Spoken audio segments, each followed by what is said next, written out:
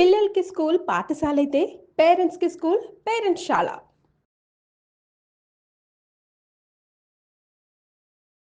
వాగర్థావివ సంపృక్తౌ వాగర్థ ప్రతిపత్తయే జగతః పితరౌ వందే పార్వతీ పరమేశ్వరౌ.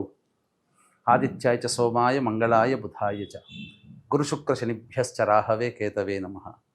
శృంగేరి జగద్గురు పీఠాధిపతులకి కంచి పీఠాధిపతులకి నమస్కారములు తెలియజేసుకుంటూ కార్యక్రమాన్ని ప్రారంభిద్దాం. ద్వాదశ రాశులకు సంబంధించి 1 జూలై నుంచి 15 జూలై వరకు వివిధ రాశుల్లో జన్మించినటువంటి వారికి ఏ విధంగా ఉండబోతుందో తెలుసుకునే ముందు గ్రహ సంచారం గురించి తెలుసుకుందాం.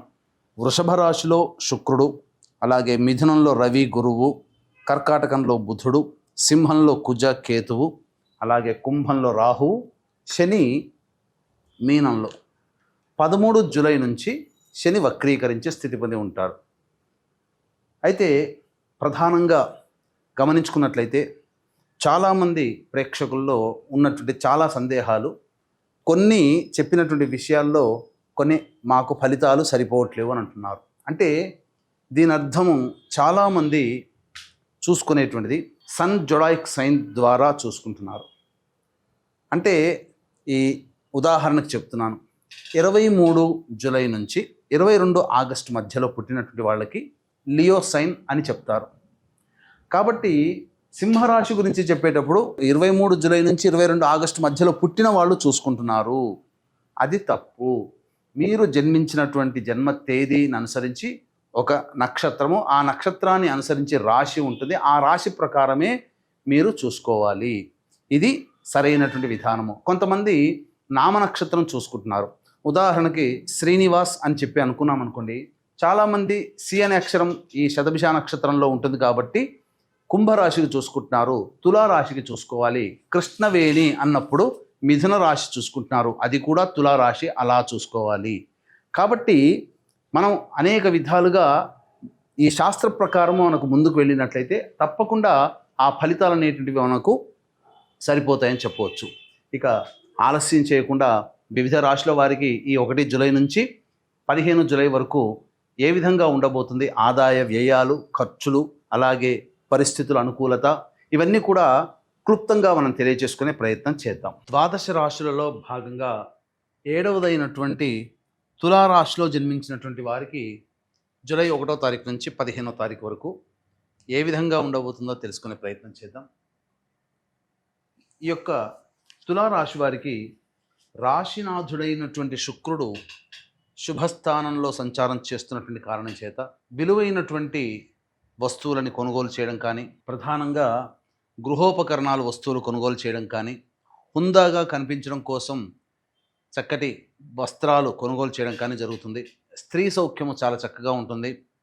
అలాగే ఇదివరకు స్త్రీలతో ఏ విధమైనటువంటి వాగ్వివాదాలు ఉంటాయో అవన్నీ సమసిపోయి ఆనందకరంగా ఉంటారు. దాంపత్య జీవితం చాలా అనుకూలంగా ఉంటుంది. అన్ని విధాలుగా స్త్రీలు సహాయ సహకారాలు అందిస్తారు. తద్వారా మంచి ఆనందకరంగా జీవిస్తారని చెప్పవచ్చు. ఇక రవి యొక్క సంచార ప్రభావం తులారాశి వారికి సంబంధించి చూసినట్లయితే ప్రధానంగా అనవసరమైనటువంటి ప్రయాణాలు జరిగే అవకాశం ఉంటుంది. ఉద్యోగ సంబంధమైనటువంటి విషయాల్లో జాగ్రత్తలు పాటించాలి. అజాగ్రత్తగా ఉన్నటువంటి కారణం చేత కొంత నష్టం, అది ధన రూపేణ కావచ్చు, లేకపోతే వస్తు రూపేణ కావచ్చు, ఏదైనా కానీ ఏమరపాటుతో కనుక ఉన్నట్లయితే నష్టపోయే అవకాశాలు ఈ యొక్క రవి సంచార ప్రభావంలో కలుగుతాయి. అలాగే పిత్రార్జితానికి సంబంధించినటువంటి విషయాలు మీరు కొలిక్కి వస్తాయని చెప్పవచ్చు. చర్చలు జరుగుతాయి. తాత ముత్తాతల ఆస్తికి సంబంధించినటువంటి వ్యవహారాల్లో చర్చలు ముందుకు సాగుతాయని చెప్పవచ్చు. ఇక గురుగ్రహ సంచార ప్రభావము అనుకూలంగా ఉన్నటువంటి కారణం చేత దైవానుగ్రహంతో పనులన్నీ కూడా చక్కబెట్టుకుంటారు. మంచి స్థితిగతులు కలుగుతాయని చెప్పవచ్చు. ధనపరమైనటువంటి సమస్యలు తీరుతాయి. ఏదైనా ధనపరంగా ఉన్నటువంటి లావాదేవీల్లో చక్కగా లాభాన్ని ఆర్జించుతారని చెప్పవచ్చు. రాని బాకీలు కూడా వసూలయ్యే అవకాశము గోచరమవుతుంది. ఇక బుధగ్రహ సంచార ప్రభావం కూడా అనుకూలంగా ఉన్నటువంటి కారణం చేత ఇదివరకు ఎప్పుడో పెట్టుబడి పెట్టినటువంటి వాటి మీద సంబంధించినటువంటి లాభాన్ని పొందే అవకాశం గోచరమవుతుంది. స్పెక్యులేషన్స్ రంగంలో ఉన్నటువంటి వారికి లాభము చాలా చక్కగా ఉంటుంది. అన్ని విధాలుగా అనుకూలంగా ఉంటుంది. తండ్రి తరపు బంధువులని కలుసుకునే అవకాశాలు గోచరమవుతున్నాయని చెప్పవచ్చు. ఇక లాభస్థానంలోనే కుజుడు కేతు యొక్క సంచార ప్రభావం అనుకూలంగా ఉన్నటువంటి కారణం చేత ముఖ్యంగా న్యాయ సంబంధమైనటువంటి వివాదాల్లో మీకు విజయాన్ని పొందుతారు. భూలాభము లేదా భూ సంబంధమైనటువంటి విషయాల్లో మీకు అనుకూలంగా ఉండే అవకాశం గోచరమవుతుంది. అన్ని విధాలుగా అనుకూలంగా ఉంటుంది. మీ వాక్కుకి విలువ పెరుగుతుందని చెప్పవచ్చు. ఇక ప్రధానంగా చూసుకున్నట్లయితే రాహు యొక్క సంచార ప్రభావము ప్రధానంగా సంతానం మూలకంగా కొన్ని కష్టాలు వచ్చే అవకాశం, మాటలు పడాల్సిన అవకాశం, సంతానం మూలకంగా ఖర్చులు పెరిగే అవకాశం ఉంటుంది.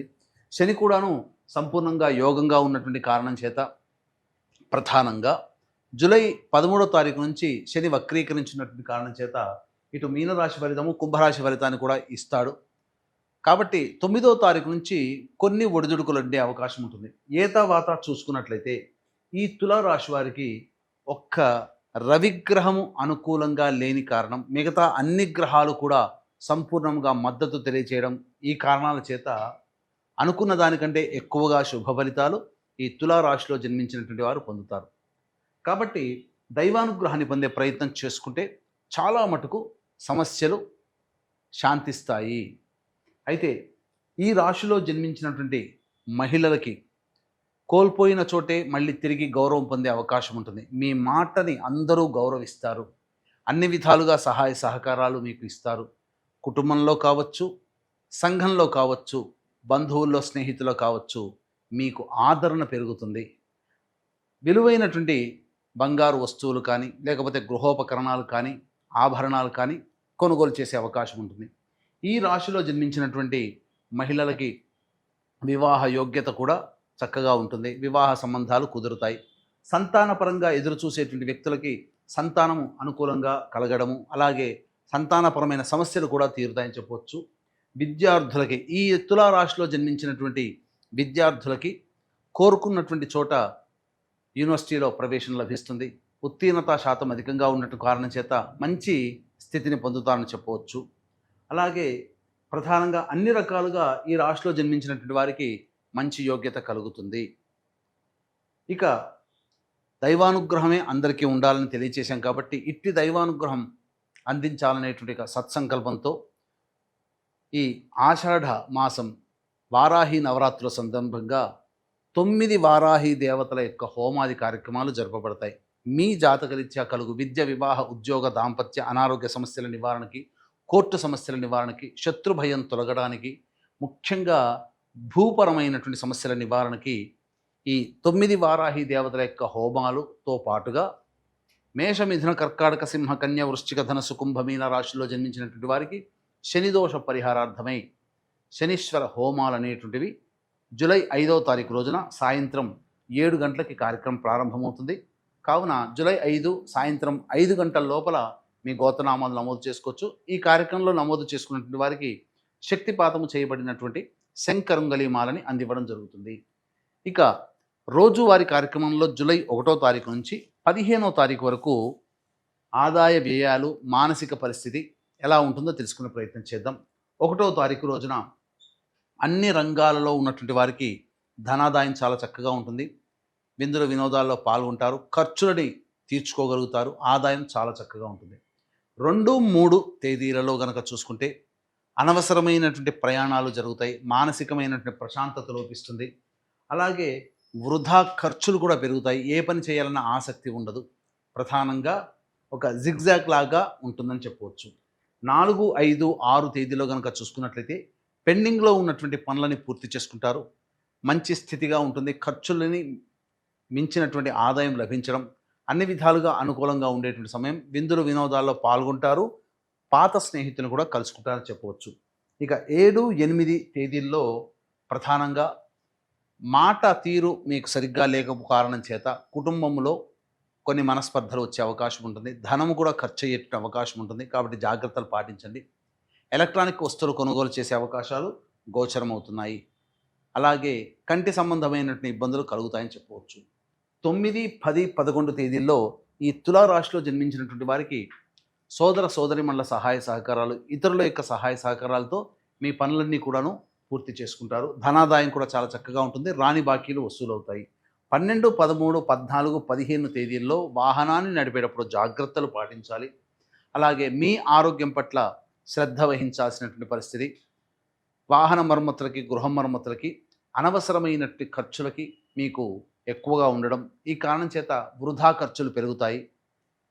ఏది ఏమైనప్పటికీ కూడా 2, 3, 12, 13, 14, 15 ఈ తేదీల్లో జాగ్రత్తలు పాటించండి.